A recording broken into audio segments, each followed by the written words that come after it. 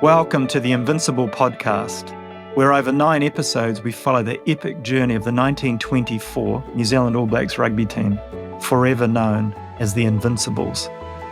My name is Owen Eastwood. I'm a performance coach with a deep focus on competitive strategy and team culture. I'm also the author of a book called Belonging, which sets out my coaching philosophy. In each of the 9 episodes, I'm joined by a guest who is also a friend. Together, we work through that particular part of the tour and seek to extract the timeless lessons from the story of the Invincibles. In this first episode, I'm joined by my friend Dan Carter. Dan has, over many years, been my partner on this project, and he joins us for this opening episode, and he will be back later in the series. Dan is widely regarded as one of the greatest rugby players in history.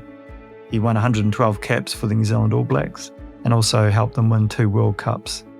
And as you'll find out, Dan has a deep family connection to the Invincibles team. Just to note, this episode with Dan was recorded last year in 2024. Hi everyone, Owen Eastwood here. I'm a performance coach, very interested in competitive strategy and team culture, trying to build those together. I'm also the author of a book called Belonging, where I talk about my coaching philosophy. And we're doing these short, punchy series around the 1924 New Zealand All Blacks rugby team. And as a spoiler alert, they're called the Invincibles. So yes, they did win all their games. But actually, just an incredibly remarkable story. Amazing moment in history of the world, actually, 1924. This team, incredibly diverse. Nearly half the team had fought in the First World War, but there was also 3 teenagers in the team. They all came together in a very, very powerful way, and actually a very unconventional way. And the thing that I'm really passionate about this team is I know we live in a world where there's a real recency bias. The most important things that happen are what we're doing right now or what we did yesterday. And we really don't slow down enough, in my opinion, to really take on the lessons of the people who came before us. And this team has just a whole load of lessons for us. They were very novel, very innovative, and a lot of their lessons are completely timeless. So we want to capture these, create a little artifact around them, and hopefully people in any domain will be able to apply some of these beautiful lessons in what they do. So this has really been a shared passion with my friend Dan Carter. We've been speaking about this probably for more than 10 years, really. Now we're actually going to do it. And it's great to see you, my friend, and I'll let you introduce yourself. Kia ora, Owen. I tupu hau I Southbridge, I te taha o te awa rakaia, e te taha o te roto, te waihora. He noho ana hau I tamaki ko Dan Carter hau. For those of you that are listening, that was me speaking in our native Māori language here in New Zealand, where it's called a pepeha, where I was explaining a little bit about myself. So for those of you that don't speak Māori, which I'm assuming quite a lot of you, I grew up in a little town called Southbridge, next to the Rakaia River, and next to the lake Ellesmere, Te Waihora. I now live and reside in Auckland, and my name is Dan Carter. So that is my name. I'm the son of Bev and Neville Carter. I'm the husband to Honor Carter and father to 4 boys, Marco, Fox, Rocco and Cruz. So that's me, former professional rugby player for the All Blacks, hugely passionate All Black supporter and proud New Zealander. Beautiful. Ka pai. We met in November 2009. And my memory of that was a fun time for me and an absolute crap time for you. And what had happened is you're playing against Wales and you made, I would say, a try-saving tackle, just a little bit high. Scraped back out by Martin Roberts. James Hook, Shane Williams. Cuts inside, Williams has support. Martin Roberts. Did Shane give it a bit? And after the match, you were cited And I remember Steve Hansen, who was assistant coach at that point, and I remember him telling me he'd never seen you so scared in your life as you rolled up to the disciplinary hearing. And we had also in Steve's normal style, he told me that he expected us to win this case, even though from a legal point of view, I didn't have any confidence whatsoever. But I don't know if you remember this, but we had a wee conversation with Judge Blackett, who is now president of the Rugby Football Union. And he gave us a little bit of a hint that it was highly likely you were going to be found guilty. So we did a wee plea mitigation, and I think you missed the game against Italy. That's correct. You remember, what's your reflection on that moment in your career? Oh, my reflection of that is I remember the game very clearly. And the incident happened very quickly, and I've got a very clean international playing career. Never had a yellow card, never had a red card, but there's this one little black cloud that sits over my clean record is 1 week citing for a high tackle, which is the tackle you're referring to. So the referee never picked it up, but the Welsh broadcasters replayed it over and over again while there's a stoppage in the game. Now, we went on to win that game, and I received Man of the Match award, only to get booed by 60,000 Welsh people booing because of the high tackle. Now, I'd never been to a judiciary hearing. I never knew much about it. So, yeah, I was nervous. I didn't know what to expect. I worked with yourself to plead my case. Got a 1 week suspension. So it was a real new experience for me.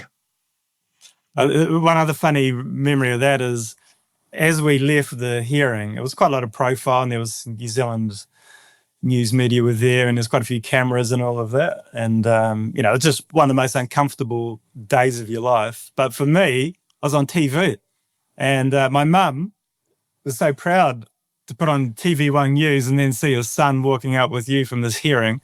So for me, it was a bit of a personal highlight in my short-lived legal career. But I'm glad it was more positive for one of us than the other. It was trying to forget, but a friendship was bonded from there, so it wasn't all bad.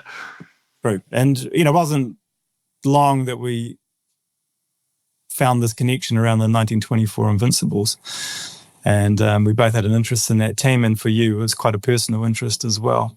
So why don't you share, why the hell are you and me spending time talking about a team from 100 years ago? Yeah, it's even before I played for the All Blacks, I knew there were two teams, actually three teams that springs to mind for a lot of Kiwis. One was the 1905 Originals. One was the 1987 Rugby World Cup inaugural World Cup winning team, and the other one was the team that we're about to talk to about, the 1924 Invincibles. Just such a dominant team.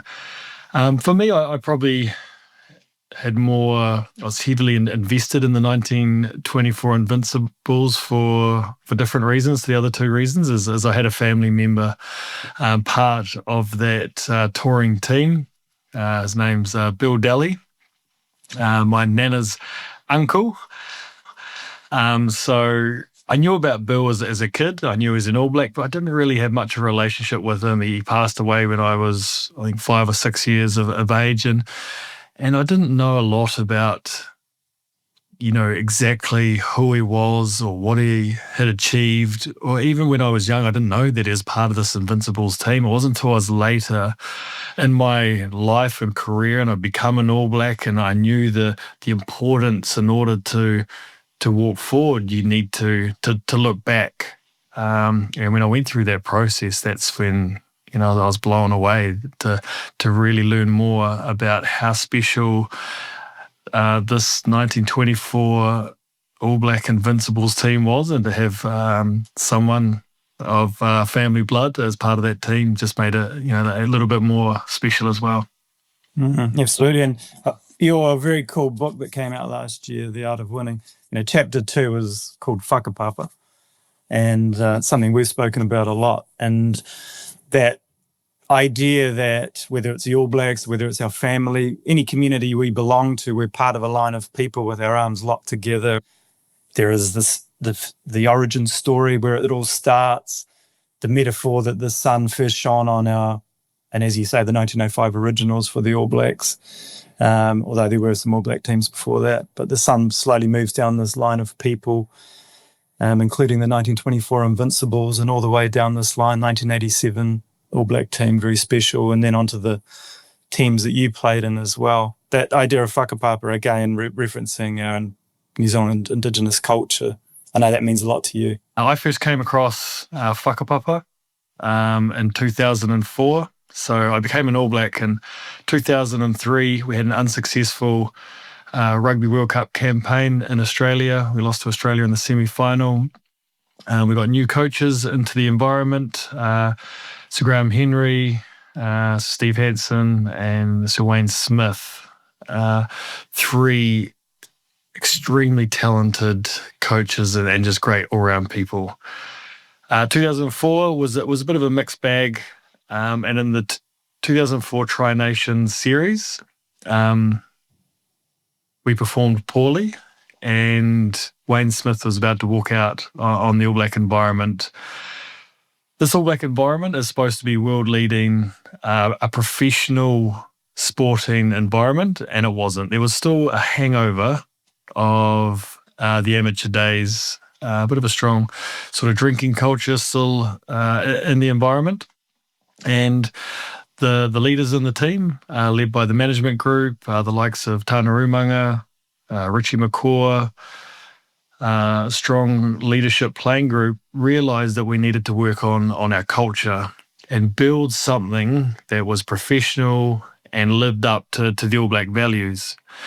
Now, one of the first things we did in order to move forward and grow this legacy, we knew the importance of whakapapa, actually understanding and learning, who went before us, what went before us, dive right back into our ancestors, some of the incredible All Black teams that have gone before us. And I've already talked about, 3 incredible All Black sides. There were a lot more that we learned a lot about. We started to learn a lot about the players, some incredible people that enhanced the legacy of the All Blacks over, the last 120 odd years. So once we got a better understanding, it inspired us and motivated us to realize that this jersey, this All Black jersey, it's not ours. There are people that have gone before us that have made this jersey what it is. It was the history that was, the defining thing for the All Blacks. And when you became an All Black, you soon learned about the history of the All Blacks and the people and the teams that have gone before you. And your sole purpose in the All Blacks was to enhance the legacy. It's not your jersey. You're just a custodian of the jersey, and your sole mission as an All Black is to enhance the legacy that has gone before you.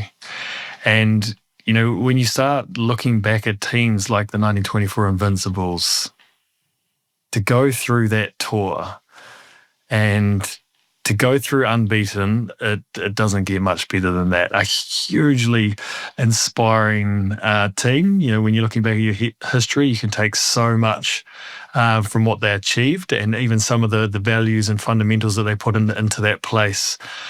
100 years ago, that is still, valuable in today's world as well. So that's when I first came across whakapapa in 2004, when we really reshaped, the All Black culture. And that idea of the sun moving down the line of people, it's important. And sometimes people forget that as the sun moves down the line of people, we want to have our wisdom and lessons passed down as well. Otherwise, we're going to repeat mistakes. It's not smart, is it? Not a smart learning environment if we don't take on those lessons. So that is part of our motivation for doing this, isn't it? That let's capture those lessons, and it's a way of respecting the All Blacks whakapapa from our point of view. Yeah, I mean, it's something we we weren't doing through my early years of the All Blacks. And yes, we looked at it in 2004, but in 2003, my first year, not once did we look back at some of the mistakes we made 4 years earlier in the 1999 World Cup.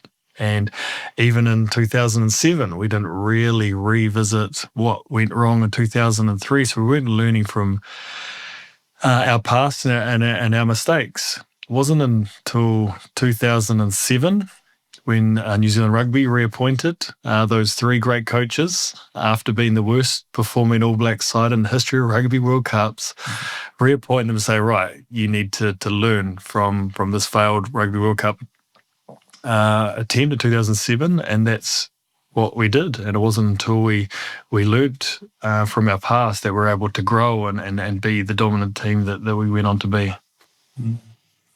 And this is an opportunity really also to leave an artifact from us. And I think to me there's like a spiritual dimension to what we're doing here. We want to pay respect to these ancestors who we have various connections to from 100 years ago. I think that's important that we respect our ancestors.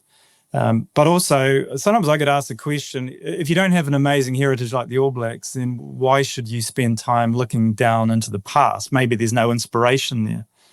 But I don't buy that. I think the most motivating thing really for people is what we're going to do together next.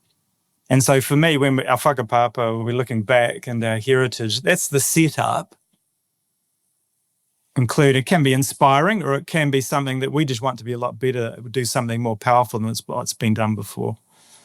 But either way, it's a setup really for what chapter of the story do we want to write together. And definitely my work with the England football team, that was literally the language that Gareth and Harry Kane and others would use, is that we're going to write our own chapter of the story, but in order for us to be able to drive that, we need to understand what's happened before and what came before, and the ups and downs of that.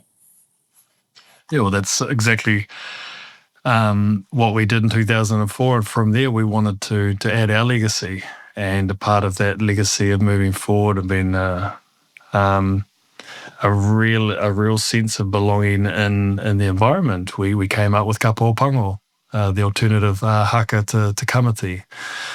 So we gave it a friend, so to speak. So,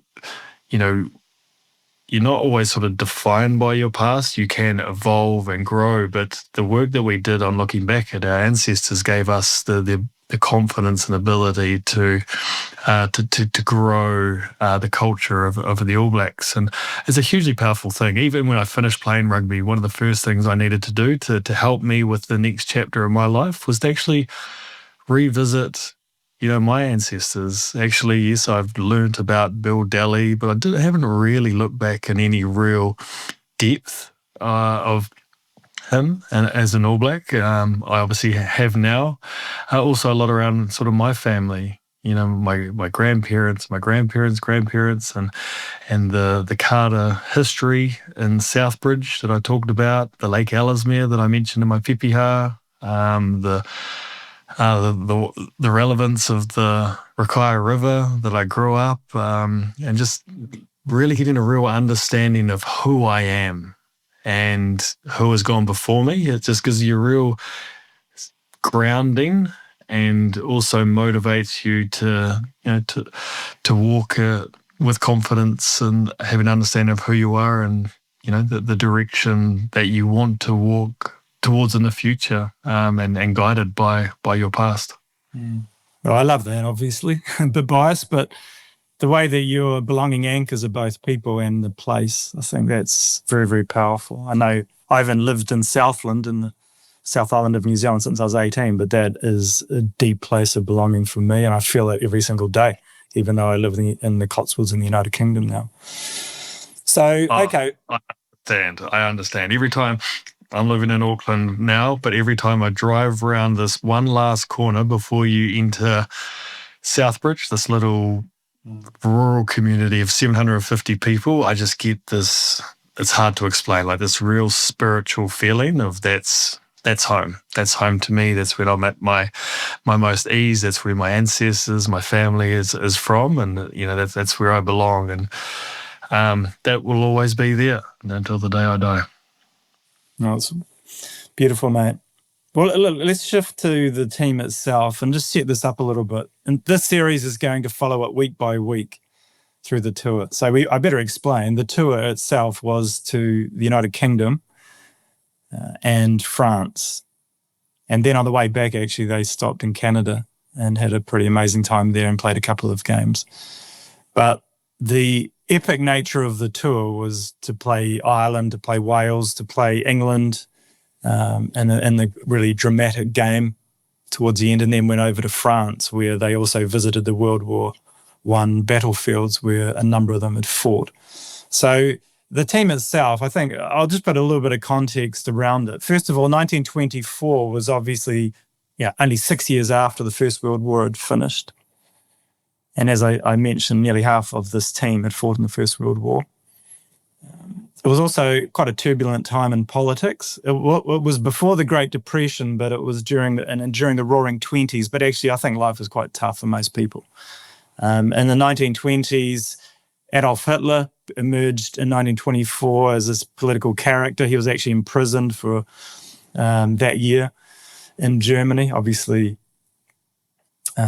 he came back in a powerful and horrendous way from that. But in 1924, he was in prison in Germany. Mussolini in Italy came and was in power. Lenin in Russia died. Stalin took over. In the United Kingdom, there was a first ever Labour government, but then they lost their place by the end of the year. Calvin Coolidge was elected President of the United States. There's a lot going on, that's for sure, in 1924. And this is the sort of environment that the All Blacks arrived in the Northern Hemisphere. And that All Black team was just unbelievably diverse, really. And if you think about life experience, for example, someone will talk about Son White. He fought in Gallipoli. 3 of the other players in the team were 9 years old when Gallipoli was being fought. So just incredible different life experiences. As I mentioned, there were players in their 30s, but there were also 3 19-year-olds in the team. There were players who owned farms and were actually relatively wealthy individuals. And some interesting stories emerged from that. And other players in the team who were farm labourers. There's Catholics, there's Protestants. There were players who were very, very wedded to Maori spiritual beliefs. So really, really fascinating and interesting. There were married players with children, then there were players who were obviously single. So a real interesting match of people were all put together here. And I think during the course of the series, we're going to focus in particular on 3 to bring a bit of a human face to this. And I think Bill Daly is one, very, very interesting backstory and a really important part of the team. Son White, who I just mentioned, is someone that I feel very connected to for various reasons. And George Napier, the 19-year-old Maori player from Hawke's Bay who became the superstar of the tour and had an incredible influence on this team well beyond what you would have thought when it was first selected. So I'd love for you just to talk a little bit about Uncle Bill and sort of let's connect with him a little bit. Bill Daly was a scrum half. He had 3 older brothers and 2 sisters. So his 3 older brothers went to World War I. He was still at high school. They used to read out the casualty lists of people at war, just dreading to hear his brothers' names. One of his brothers, Huey Daly, is my nana's father, so my dad's grandfather. Now, he was a local butcher, and family rumour has it he's actually a better player than Bill Daly, but he couldn't play rugby or tour because he was the local butcher, so he couldn't leave his work. So Bill Daly, incredible scrum half, played 35 games for the All Blacks. He came from nowhere, and looking back at his earlier life, he went, I left my college that I went to. I was in college to go play at Christchurch Boys High for a year. Then I went on to play high school old boys. When I was looking back at Bill Daly, he went to Christchurch Boys High School, same school as I did. He went on and played for high school old boys, the same club team that I did. So there was this real connection that I found with him straight away. He got thrust into the All Black environment, basically as an unknown. No one really knew who he was. And I remember similar feelings when I became an All Black. It was my first year playing professionally. I was like, who is this guy? There's the likes of, your Aaron Majors, your Carlos Spencers, your Andrew Mertons. Like, where has this guy come from? Very similar story to Bill Daly. So it was, really enjoyed learning a lot more about a family member that was a part of that iconic Invincibles team. Awesome. And one thing I picked up about him as well was the year before, 1923, the provincial halfback, the Canterbury halfback, was a priest, Father Patrick McCarthy. I think there's 2 priests have actually been All Blacks, quite incredible. And so Father McCarthy was the All Black and Canterbury halfback in 1923. And then 1924, he decided that he wouldn't play first-class rugby. And that created that opening for Bill to take that position from him, which was amazing. And also the All Black trials, I think for this team, there was something like 6 or 7 All Black trials throughout a couple of months to pick the Invincibles. And Bill only played in the very last one. And the weather conditions were horrendous. And he was such a fundamentally sound player that he ended up getting man of the match. But like you against Wales, slightly different circumstances, but he was man of the match in the only trial match that he played. And when he was selected, it was a very controversial selection. There was another incumbent, Ginger Nichols from Wellington, who was expected to have been picked.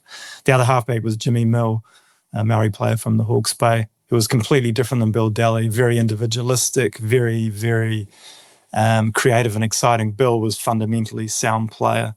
So it's just amazing, isn't it, how these little things, the weather conditions that day, the priest the year before retiring, all of these things. That's what I love about being involved in sport is you work with these people who can become superstars, of course, but actually when you get to know them, like their life journey could have been so fundamentally different. And it's just so cool that sort of openings and they take the opportunity. And I think Bill Daly's a great example of that. Yeah, I mean, that's one of the most supportive sort of life lessons is just making the most of any opportunity you can get. And I left Christchurch Boys High in year 2000 and didn't have a great year and decided to play social rugby for high school old boys, just play social rugby with my friends. So that's 2001, just playing social rugby, high school old boys. And the following year, a couple of more senior players got serious injuries and were out for the season. And I just got thrown into this Crusader development side from nowhere. And through their misfortune, I was thrust into playing Super Rugby curtain raiser games from social rugby. Took my opportunity, had some incredible games. From there, I got selected as a trialist for the New Zealand under-21 side.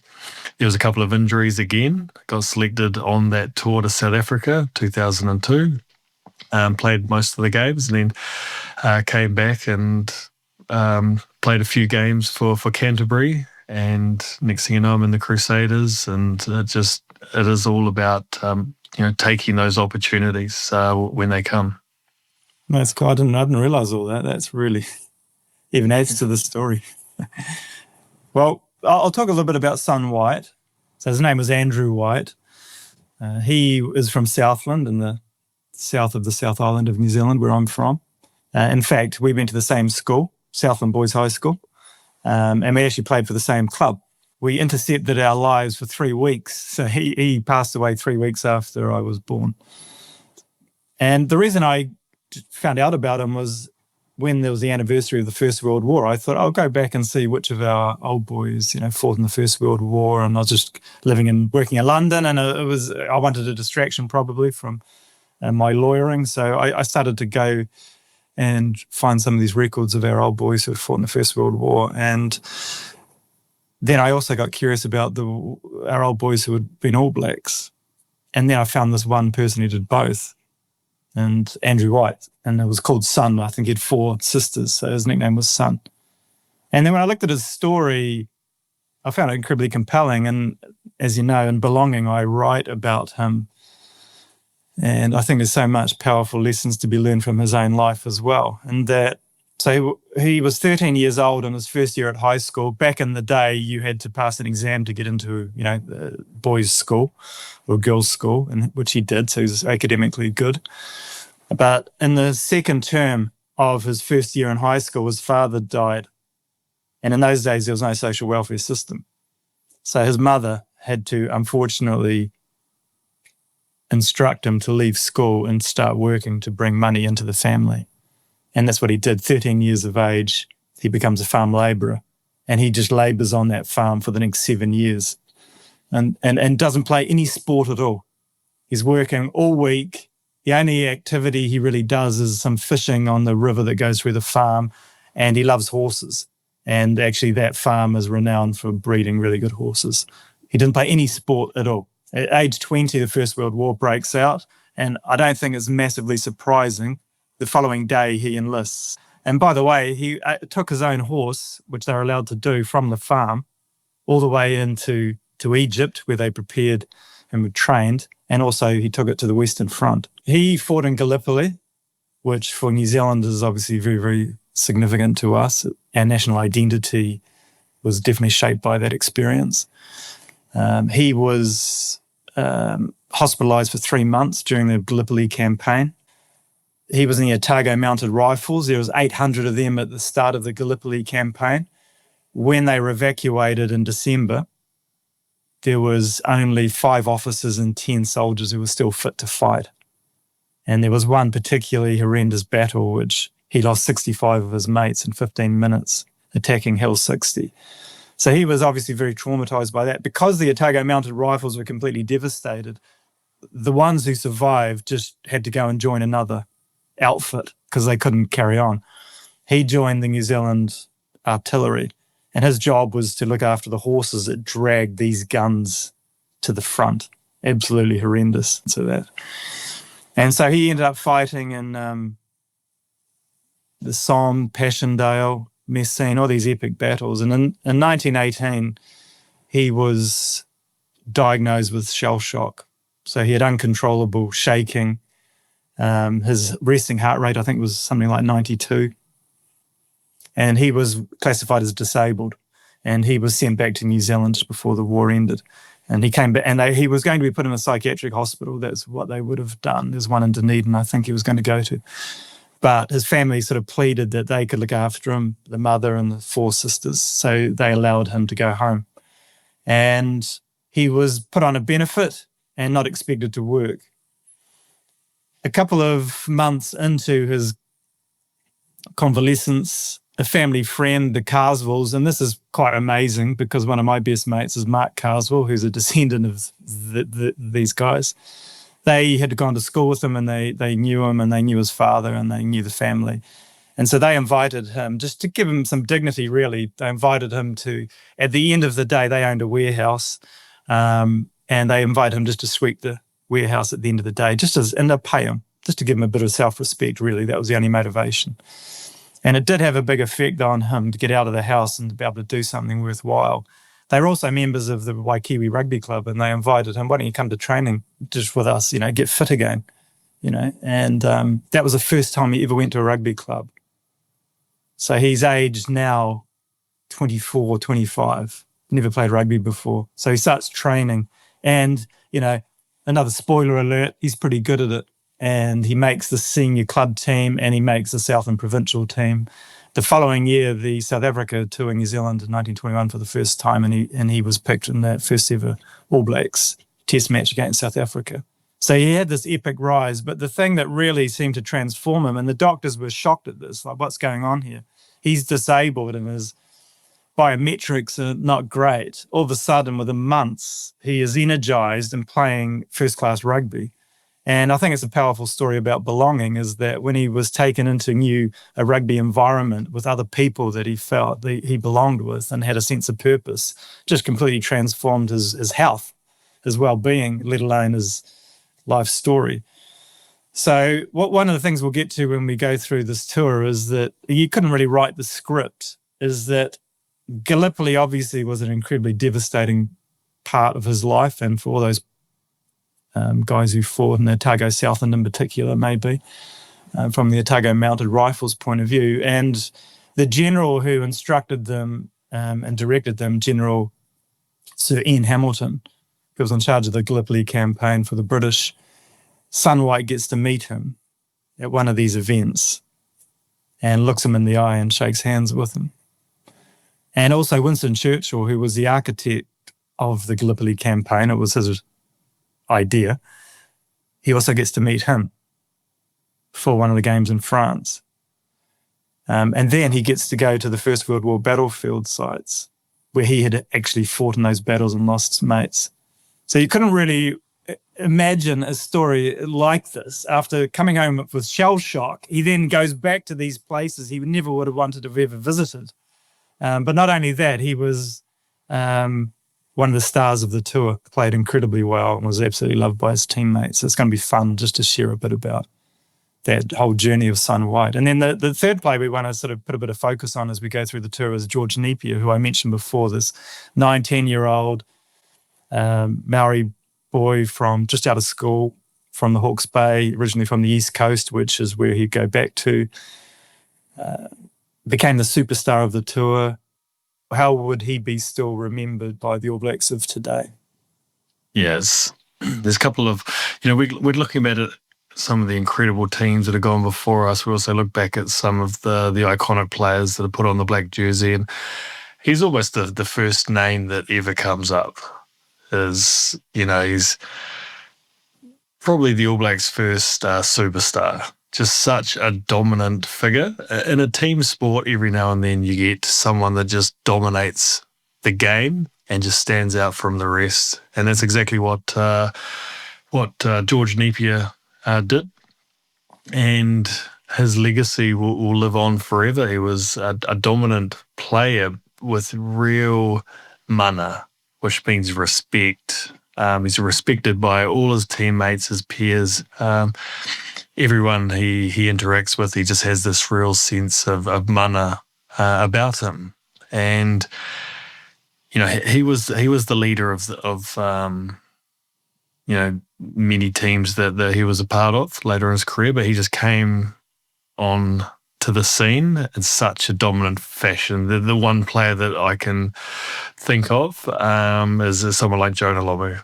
Just how he came onto the scene, and obviously it's hard because we don't have the content and the footage that we do have of the great late Jonah Lomu, but the way that Jonah sort of transformed the game and the All Black jersey and what he did was such a global superstar. Where you look back on our ancestors. Our first, All Black superstar was the one, George Napier. And I think that leads into why we're doing this series, because there's so many, I think, wonderful lessons from this team. And certainly one of them was the captain, Cliff Porter, who was the first time he ever captained the All Blacks. The way he connected with George Napier was incredible, really. The amount of respect he paid this young, very inexperienced teenager who had rarely ever been in a city before, let alone going on an epic tour. The way that they would have their one-on-one conversations, the way Cliff Porter would be continually asking him, what do you need? What would be better for you in our environment? How can we help you prepare for these games? Because George Napier was the only player who played every single game on this tour. 26 games, he played every single one of them, and as you say, was the superstar. And I suppose we can sort of close out our chat today by previewing a little bit about the episodes to come. We've got some really cool people who've generously agreed to come on and just help tell this story of this team. And a lot of them are not New Zealanders, and a lot of them are not into rugby particularly, but there's something about this team that fires them up. And, some of those lessons are definitely, this team didn't have a coach. someone was going to be the coach, but the captain decided that that team would be better coaching themselves. So there's an absolutely dramatic part of the story that happens there. The captain was changed 24 hours before they left. So this was a team that actually was born into chaos. And as you know, they also played a warm-up game against Auckland at Eden Park and lost. And they were called by one of the 1905 originals the worst All Black team ever. So they did not start in a positive way. But then when they went on that boat trip, which took 6 weeks to get from New Zealand to the United Kingdom, they did some very, very cool things, which we'll talk about, including a surgeon on board was invited just to come and help them prepare each day. And he introduced them to breathing exercises at 6:30 in the morning, which is 100 years ago they were doing this. They would train in the morning. In the afternoon, they sat in a circle every single afternoon together on the deck, and each player in turn would talk about their own personal vision for the tour, of what a great tour might look like, and then talk about the fundamentals of their position. And after each player spoke, then everyone would be invited just to add to that about how they could be the best possible player they could be.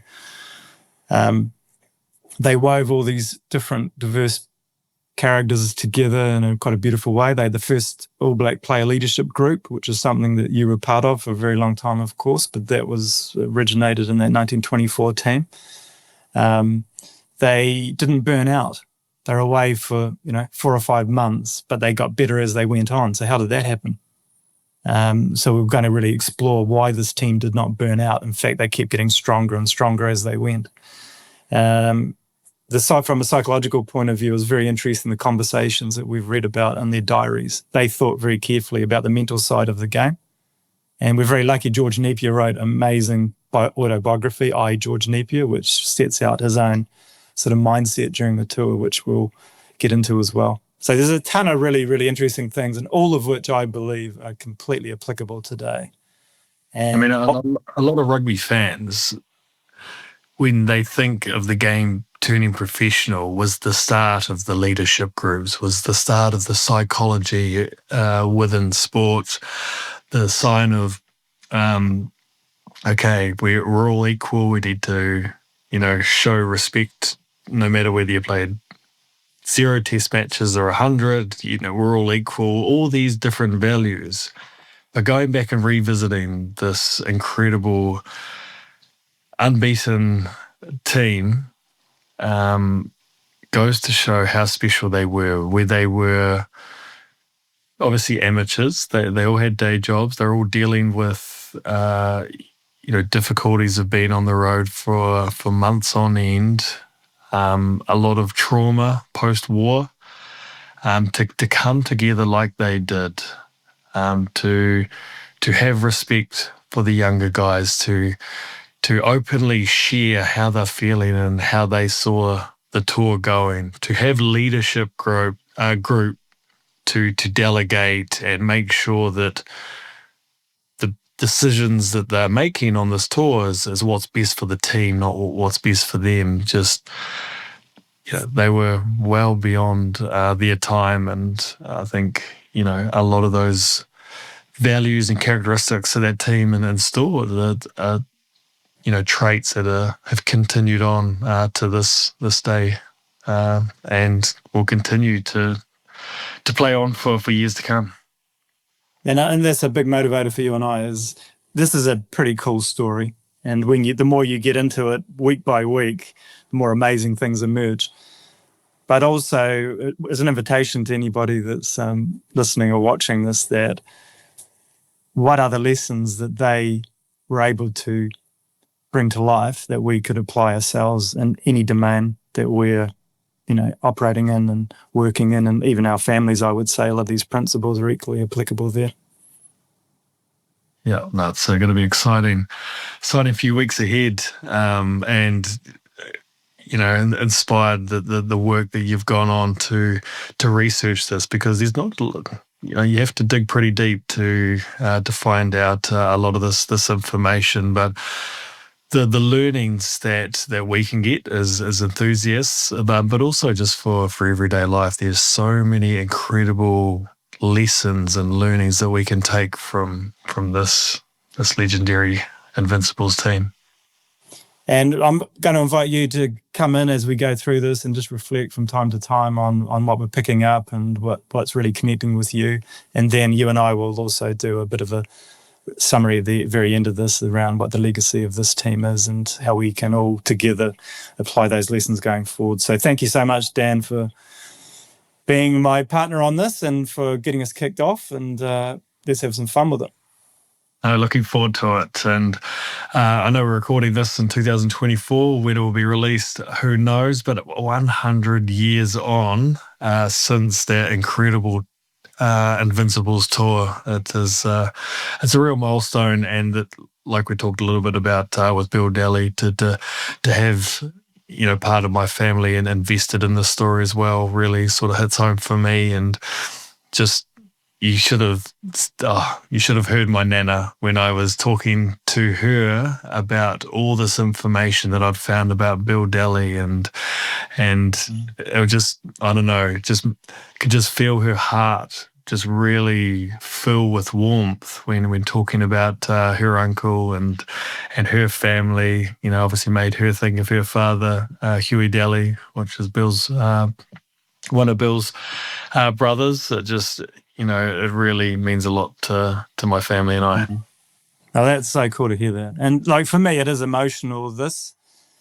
There are lessons for sure, which we can't wait to share.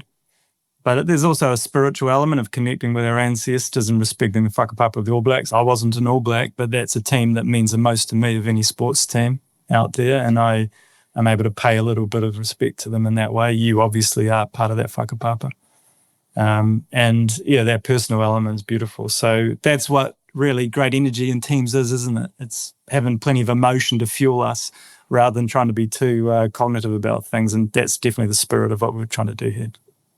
Thanks for inviting me to be a part of it, and also really excited to hear from your other guests and to see where you get to. I know you're going to be diving deep into not only this team, but also some of the learnings from people outside of rugby as well. So can't wait to see what evolves over the weeks ahead. Sure. I hope you enjoyed this episode. Please feel free to follow this podcast and leave a review and any comments that you might have. If some of the core ideas that we explored today resonated with you, you might enjoy diving into my book, Belonging. See you next time.